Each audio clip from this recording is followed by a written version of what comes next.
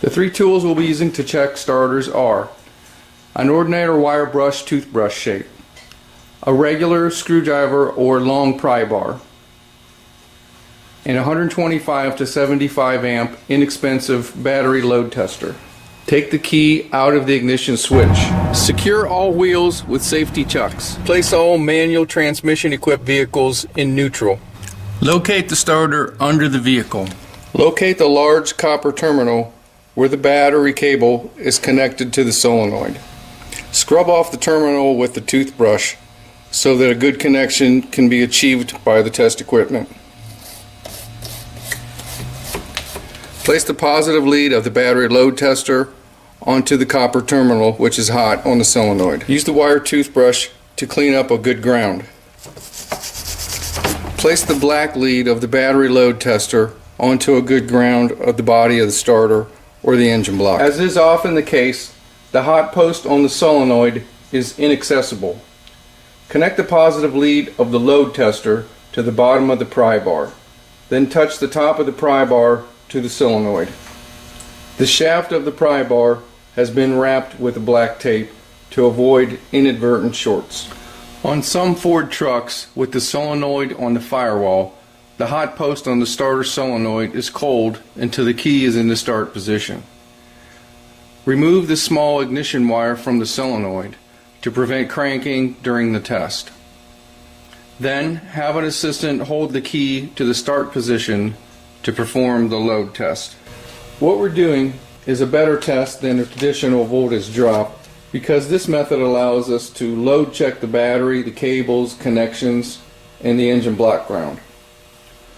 When applying the load switch, readings around 9 volts are normal.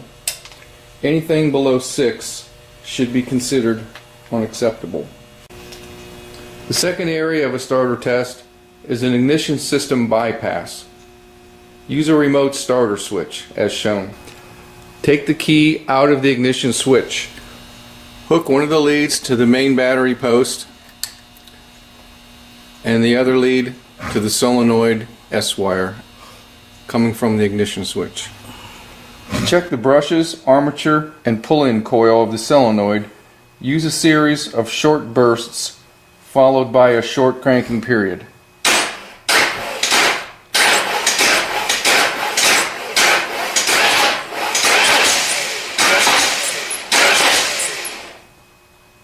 Starter or the engine block. As is often the case, the hot post on the solenoid is inaccessible. Connect the positive lead of the load tester to the bottom of the pry bar. Then touch the top of the pry bar to the solenoid.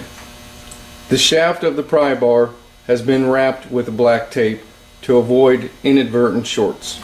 On some Ford trucks with the solenoid on the firewall, the hot post on the starter solenoid is cold until the key is in the start position. Remove the small ignition wire from the solenoid to prevent cranking during the test. Then have an assistant hold the key to the start position to perform the load test. What we're doing is a better test than a traditional voltage drop because this method allows us to load check the battery, the cables, connections, and the engine block ground. When applying the load switch, readings around 9.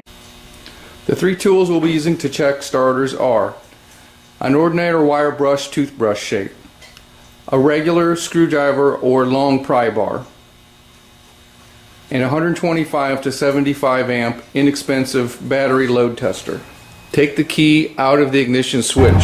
Secure all wheels with safety chucks. Place all manual transmission equipped vehicles in neutral.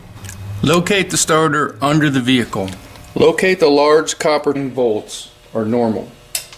Anything below 6 should be considered unacceptable. The second area of a starter test is an ignition system bypass. Use a remote starter switch as shown. Take the key out of the ignition switch. Hook one of the leads to the main battery post and the other lead to the solenoid S-wire coming from the ignition switch. Terminal where the battery cable is connected to the solenoid. Scrub off the terminal with the toothbrush so that a good connection can be achieved by the test equipment. Place the positive lead of the battery load tester onto the copper terminal, which is hot, on the solenoid. Use the wire toothbrush to clean up a good ground. Place the black lead of the battery load tester onto a good ground of the body of the